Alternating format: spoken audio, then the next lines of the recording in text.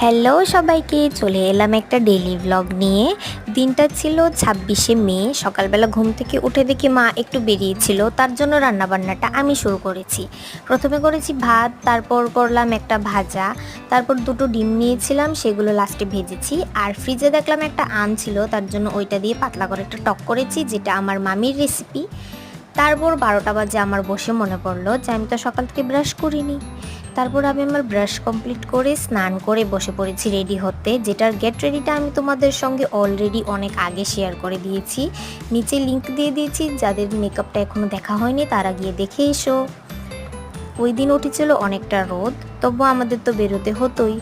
বেরিয়ে ঠাকুর মন্দিরে প্রণাম করে আমরা আমাদের জায়গায় পৌঁছে যাই। তখন গাড়িতে লেগে আমার একটা নখ ভেঙে যায়।